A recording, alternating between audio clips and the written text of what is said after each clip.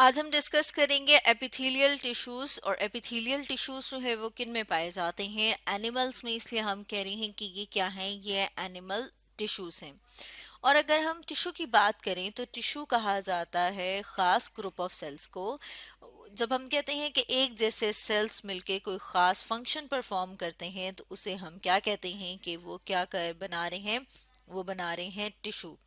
और अगर हम बात करें एपिथेलियल टिश्यू की तो हम देखते हैं कि जो एपिथेलियल टिश्यू है वो हमारी बॉडी को कवर करते हैं आउटसाइड से भी। जैसे कि हमारे स्किन के अगर आउटर लेयर की बात करें तो वहाँ पर भी मौजूद होते हैं एपिथेलियल टिश्यू। इसी तरह से अगर हम बात करें कि हमारी बॉडी के ऑर्गन्स हैं, आज़ा हैं, जैसे दिल, गुर्दे, फेफड़े, ये क्या हैं कि डिफरेंट ऑर्गन्स हैं, तो ये क्या कर रहे हैं, उनको भी लाइन करते हैं। इसके अलावा हमारी जो वेसल्स हैं, जैसे कि हम जानते हैं कि हमारी बॉडी में ब्लड वेसल्स हैं, खून की नालियां हैं, ठीक है, उनको भी लाइन करते हैं। इसके अलावा हमारी बॉडी में जो कैविटीज हैं उनको भी लाइन करते हैं। तो जो एपिथेलियल टिश्यू हैं वो क्या कर रहे हैं, बेसिकली कवरिंग का काम करते हैं। अब अगर हम एनिमल टिश्यू में देखें, सॉरी एपिथेलियल टिश्यू में देखें कि किस किस तरह के एपिथेलियल टिश्यू हैं या उनकी कौन सी डिफरेंट टाइप्स हैं, तो उसमें हम बात कर लेते हैं कि वो कौन कौन सी है और फिर हम डिटेल में डिस्कस करेंगे उनके डिफरेंट फंक्शंस को। सबसे पहले यहाँ पर हम देख रहे हैं सिंपल स्क्वेमस एपिथेलियम। इसी तरह से हम देखते हैं कि एपिथेलियल टिश्यू में अगर हम सेकेंड टाइप की बात करें तो हम देख रहे हैं स्ट्रेटिफाइड स्क्वेमस एपिथेलियम। इसी तरह से हम देखते हैं एक और तरह के एपिथेलियल टिश्यू या फॉर्म मौजूद होती है जिसे कहा जाता है सिंपल कोबाइडल एपिथेलियम। इस तरह से हम देख रहे हैं कि सिंपल कोलुमनर एपिथेलियम जो है वो भी मौजूद है हमारी बॉडी में। और अगर हम एक और टाइप की बात करें, कुछ खास किस्म के एपिथेलियल सेल्स के ऊपर सीलिया मौजूद है। जैसे यहाँ पर ये जो कॉलुमनर एपिथेलियम है, जब कॉलुमनर एपिथेलियम सेल्स के ऊपर सीलिया मौजूद होता है तो इस वाले टाइप को, या हम कह रहे हैं कि ये वाले जो टिश्यू हैं इन्हें कहा जाता है सीलिएटेड कॉलुमनर एपिथेलियम। अब इनको हम वन बाय वन डिस्कस करेंगे। सबसे पहले हम बात कर लेते हैं स्क्वेमस एपिथेलियम की। जैसे कि हमने ऊपर भी डायग्राम देखी थी और उसमें सेल्स देखे थे, यहाँ पर भी हमारे सामने डायग्राम मौजूद है। और ये जो डायग्राम है इसमें हम साथ में देख लेते हैं ये वाले जो सेल्स हैं ये कौन से हैं, ये स्क्वेमस एपिथेलियम। और इसके सेल्स यहाँ पर हम देख रहे हैं, हम देख रहे हैं इसके सेल्स जो हैं वो थिन हैं, थोड़े पतले हैं, फ्लैट हैं। इसके अलावा बिल्कुल क्लोजली पैक हैं एक दूसरे के साथ। जैसे कि हम अपने सामने डायग्राम में भी देख रहे हैं कि जो स्क्वेमस एपिथेलियम है ये मौजूद होती है हमारे ब्लड और लिम्फेटिक वेसल्स में। इसके अलावा जो हमारा रिस्पायरेटरी सिस्टम है वहाँ पर मौजूद हमारे जो लंग्स हैं, जो हमारे फेफड़े हैं, उनमें एयर सैक्स में भी जो खास किस्म के एपिथेलियम मौजूद है वो कौन सी है, वो है स्क्वेमस एपिथेलियम। अब अगर हम साथ में देखें ये और कहाँ पर मौजूद होती है, तो हम देखते हैं कि हमारी बॉडी कैविटीज जो मौजूद हैं, बॉडी में जो खाली जगह मौजूद हैं उनको भी लाइन करती है स्क्वेमस एपिथेलियम। हम फंक्शन की बात कर लेते हैं कि जो स्क्वेमस एपिथेलियम है उसका क्या फंक्शन है। वैसे तो जैसे कि हमने देखा है कि कहाँ कहाँ पर मौजूद है, उससे भी हमें आइडिया हो रहा है कि ये इसका क्या फंक्शन होगा। तो जैसे हमने बात की थी कि ये मौजूद होती है हमारे लंग्स में। तो लंग्स जो हैं वो किस में मदद करते हैं, हमें सांस लेने में मदद करते हैं। तो इसका मतलब ये है कि ये अलाउ करती है गैसेस की मूवमेंट को। जैसे कि हमें पता है कि जब हम सांस लेते हैं ऑक्सीजन को हम क्या कर रहे हैं, अपनी बॉडी के अंदर लेके आते हैं। और इसी तरह से कार्बन डाइऑक्साइड की बात की जाए, जैसे CO2 से कार्बन डाइऑक्साइड को जाहिर किया जाता है और O2 से ऑक्सीजन को जाहिर किया जाता है। तो ये क्या है, ये दोनों की दोनों गैसेस है। तो जो स्क्वेमस एपिथेलियम है वो अलाउ करती है इन गैसेस की मूवमेंट को। इसके अलावा जैसे कि हमने देखा है कि कहाँ पर मौजूद होते हैं, ब्लड वेसल्स में भी और लिम्फेटिक वेसल्स में भी। ब्लड वेसल्स जो इनके अंदर हमारा जो खून है वो गर्दिश करता है। इस तरह से हम देखते हैं जिनमें से हमारा लिम्फ जो है गुजरता है उनको हम कह रहे हैं वो क्या है, वो लिम्फेटिक वेसल्स।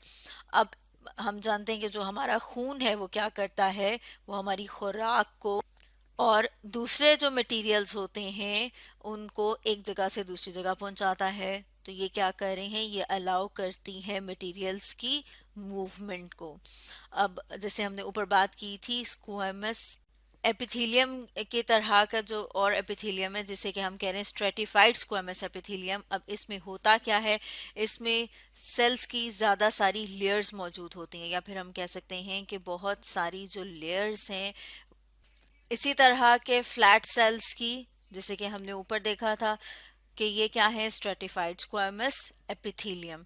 अब अगर हम इनकी बात करें कि ये मौजूद कहाँ पर होते हैं, तो हम देखते हैं कि ये मौजूद होते हैं हमारा जो मुंह वाला रीजन है, माउथ रीजन है, उसकी लाइनिंग में।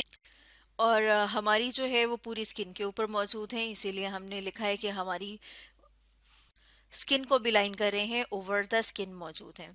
इसके अलावा ये लाइन करते हैं स्टमक और इंटेस्टाइन को, ताकि जो स्टमक और इंटेस्टाइन में जो सिक्रेशंस प्रोड्यूस हो रही हैं उनसे अंदर वाले सेल्स जो हैं उनको बचाया जा सके। अब हम देखते हैं सिलिएटेड कोलुमिनर एपिथेलियम। सिलिएटेड कोलुमिनर एपिथेलियम में लंबे लंबे से सेल्स मौजूद होते हैं जिनके ऊपर सीलिया मौजूद होता है। जैसे कि यहाँ पर हम अपनी इस डायग्राम में देख रहे हैं कि हमें जो है वो कॉलम की तरह के लंबे लंबे से सेल्स नजर आ रहे हैं, और उन सेल के ऊपर हमें क्या नजर आ रहा है, थ्रेड की तरह का स्ट्रक्चर नजर आ रहा है। और अगर इनके सेल्स को गौर से देखा जाए तो जैसे कि यहाँ पर हम अपने सामने देख रहे हैं कि हर सेल के ऊपर क्या मौजूद है, ढेर सारे सीलिया मौजूद हैं। तो हम कह सकते हैं कि ये क्या है, टफ्ट ऑफ सीलिया प्रेजेंट है हर सेल के ऊपर। और जैसे कि हम डायग्राम में भी देख रहे हैं कि ये कहाँ पर मौजूद होते हैं, ये मौजूद हैं काफ़ी सेंसिटिव एरियाज में। जैसे कि यहाँ पर हम देख रहे हैं कि जो हमारा रेस्पायरेटरी सिस्टम है उसमें हमें नज़र आ रहा है कि ट्रैकिया, उसके आगे यहाँ पर जो स्ट्रक्चर मौजूद हैं ब्रोंकाई, उनमें भी मौजूद होते हैं। इसके अलावा ये मौजूद होते हैं यूट्रस में। यूट्रस, जैसे कि यहाँ पर हम अपने सामने डायग्राम में देख रहे हैं कि ये फीमेल बॉडी में मौजूद होता है एक स्ट्रक्चर जिसे कि यूट्रस कहा जाता है। यहाँ पर हम देख रहे हैं ये जो स्ट्रक्चर है, ये जो रीजन है, इसे कहा जाता है यूट्रस, जो कि फीमेल रिप्रोडक्टिव सिस्टम का एक पार्ट है, एक हिस्सा है। अब अगर हम इनके फंक्शन की बात कर लें कि इनका क्या फंक्शन है, तो उसमें जैसे कि हमने स्ट्रक्चर में देखा है कि इसके पास सीलिया मौजूद हैं, सीलिया जो कि हेयर की तरह का, बाल की तरह का स्ट्रक्चर है। अब ये क्या करता है, ये पार्टिकल्स को मूव करवाता है, यानी कि वहां पर अगर कोई म्यूकस मौजूद है या फिर हम देखते हैं कि डिफरेंट पार्टिकल्स की जो मूवमेंट है उसमें हेल्प करता है सिलिएटेड कोलुमनर एपिथेलियम। यानी कि अगर किसी भी डायरेक्शन में मूवमेंट करानी है तो ये जो सीलियां हैं इनकी मूवमेंट की मदद से, यानी कि इनकी हरकत की वजह से वहां पर जो फ्लूइड मौजूद है वो क्या करेगा, वो मूव करेगा। इसी तरह से अब अगर हम एक और टाइप की बात करें जिसे कहा जाता है सिंपल कोलुमिनर एपिथेलियम। अब ये जो सिंपल कोलुमिनर एपिथेलियम है, जिसे हमें नाम से पता लग रहा है कि इसमें भी क्या है, कॉलम लाइक या पिलर लाइक सेल्स मौजूद हैं। अब ये जो कॉलम लाइक या पिलर लाइक सेल्स मौजूद हैं इनके ऊपर सीलिया मौजूद नहीं है। जैसे कि यहाँ पर हम देख रहे हैं कि हैं तो उसी तरह के, मतलब कोलुमिनर जैसे सिलिएटेड कोलुमिनर एपिथेलियम में थे, लेकिन फर्क क्या है इसमें कि उसके ऊपर इस तरह के थ्रेड की तरह के स्ट्रक्चर मौजूद थे, लेकिन इसके ऊपर उस तरह का स्ट्रक्चर मौजूद नहीं होता। इसके अलावा हम देख रहे हैं कि अगर हम इनके न्यूक्लियस की बात करें तो इनका जो न्यूक्लियस है वो कहाँ पर मौजूद होता है, वो ज्यादातर मौजूद होता है बेस पे, जैसे कि यहाँ पर हम देख रहे हैं। इसके अलावा अगर हम बात करें कि ये मौजूद कहाँ पर होते हैं, तो ये मौजूद होते हैं हमारे स्टमक की लाइनिंग में, इसके अलावा हमारे इंटेस्टाइन की लाइनिंग में। जैसे यहाँ पर हम देख रहे हैं कि हम स्टमक दिखाया गया है जो हमारा मैदा है, इसके अलावा इंटेस्टाइन दिखाई गई है। और इसमें भी अगर हम बात करें खास तौर पर स्मॉल इंटेस्टाइन की, जो कि यहाँ पर ये जो रीजन है ये क्या है, ये स्मॉल इंटेस्टाइन। इसको जब हम बड़ा करके देखते हैं तो जब हम ये जो रीजन है ये क्या है, जो स्मॉल इंटेस्टाइन के अंदर मौजूद है, यहाँ पर फिंगर की तरह का स्ट्रक्चर मौजूद है जिसे कि विलाय कहा जाता है। अब विलाय को जब हम थोड़ा और बड़ा करके देखते हैं, इनलार्ज करके देखते हैं, तो वहां पर हमें नजर आते हैं कोलुमिनर एपिथेलियम, सिंपल कोलुमिनर एपिथेलियम। लेकिन जब हमने इसको और ज्यादा इनलार्ज किया तो हमने देखा कि इसके ऊपर भी छोटे छोटे से स्ट्रक्चर्स मौजूद हैं। इसका मतलब है कि जो सिंपल कोलुमिनर एपिथेलियम है वहां पर भी अगर फ्री स्पेस मौजूद हो तो क्या मौजूद हो सकते हैं, बिल्कुल छोटे छोटे से धागे की तरह के बिल्कुल छोटे छोटे से यहाँ पर जो स्ट्रक्चर्स हैं जिन्हें के माइक्रो विलाय कहा जाता है। अब अगर हम फंक्शन की बात करें कि इनका क्या फंक्शन है, तो हम देखते हैं कि ये क्या कर रहे हैं, ये सिक्रीट करते हैं डाइजेस्टिव फ्लूइड को। उसके साथ साथ हम देखते हैं कि ये क्या कर रहे हैं, ये एब्जॉर्ब कर रहे हैं न्यूट्रिएंट्स को, क्योंकि ये मौजूद है हमारे डाइजेस्टिव सिस्टम, उसमें भी ख़ास तौर पर हमारे स्टमक और इंटेस्टाइन में। तो जो हमारा डाइजेस्टिव सिस्टम है वो ख़ास किस्म के फ्लूइड्स जो है वो रिलीज़ करता है। तो सिक्रीशन में इम्पॉर्टेंट रोल है कोलुमिनर एपिथेलियम का। उसके अलावा जो हम खाना खाते हैं वो हज़म कहाँ पर होता है, ज़्यादातर खाना हज़म होता है हमारी स्मॉल इंटेस्टाइन, जैसे कि यहाँ पर हम साथ में इसको ड्रॉ भी कर रहे हैं कि ये वाली जो है ये हमारी स्मॉल इंटेस्टाइन है। वहाँ पर जो हमने खाना खाया है उसमें से न्यूट्रिएंट्स, उसमें से अज्जा जो हैं वो एब्जॉर्ब होते हैं, जज्ब होते हैं। तो ये फंक्शन है सिंपल कोलुमिनर एपिथेलियम का। अब अगर हम लास्ट टाइप की बात करें, जैसे कि हमने ऊपर बात की थी, जिसे कहा जाता है सिंपल कोबाइडल एपिथेलियम या क्यूबाइडल एपिथेलियम इसको बोलेंगे, क्योंकि इसमें जो सेल्स मौजूद हैं उनकी शेप जो है वो क्यूबाइडल शेप होती है। इसलिए इस तरह का जो एपिथेलियल टिश्यू होता है उसे हम कहते हैं कि वो क्या है, वो सिंपल क्यूबाइडल एपिथेलियम है। और अगर हम इनके न्यूक्लियाई की बात करें तो हम देखते हैं कि इनका जो न्यूक्लियाई है वो इनके सेल के सेंटर में मौजूद होता है। अब हम अगर साथ में ये देखें कि ये पाए कहाँ पर जाते हैं, तो इसमें हम देखते हैं कि ये पाए जाते हैं हमारे स्लाइवरी ग्लैंड्स में, यानी कि जो हमारे मुंह में थूक बनाने वाले ग्लैंड्स हैं वहां पर पाए जाते हैं।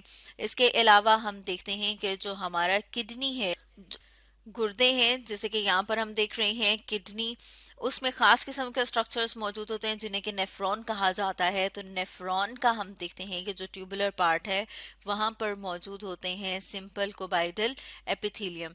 इसके अलावा जो स्वेट ग्लैंड्स हैं, यानी जिन ग्लैंड्स की वजह से हमें पसीना आता है, स्वेटिंग होती है, वहाँ पर भी मौजूद होते हैं ये ग्लैंड्स। इसके अलावा अब अगर हम इनके फंक्शन की बात करें कि इनका क्या फंक्शन है, क्या रोल है, तो हम देखते हैं कि इनका फंक्शन जो है उसमें भी एब्जॉर्प्शन है, क्योंकि हमने देखा कि कहाँ पर मौजूद है, किडनी में मौजूद है, तो वहाँ पे भी डिफरेंट चीज़ें एब्जॉर्ब करते हैं। इसके अलावा सिक्रीशन और एक्सक्रीशन में भी बहुत इंपॉर्टेंट रोल है। सिक्रीशन यानी कोई चीज़ जो है वो खारिज करना, उसको सिक्रीशन कहा जाता है, जब सेल्स खारिज करते हैं, सिक्रीट करते हैं। और एक्सक्रीशन की बात करें तो जो हमारी बॉडी से फाजिल मादा जो है वो एक्सक्रीट किया जाता है, उसमें किडनी का बहुत इंपॉर्टेंट रोल है। इसके अलावा हम देखते हैं कि स्वेट ग्लैंड्स जो हैं वो भी बहुत सारे सॉल्ट्स को और वाटर को बॉडी से बाहर एक्सक्रीट करते हैं। तो स्टूडेंट्स, आज हमने डिस्कस किया एपिथेलियल टिश्यू के बारे में।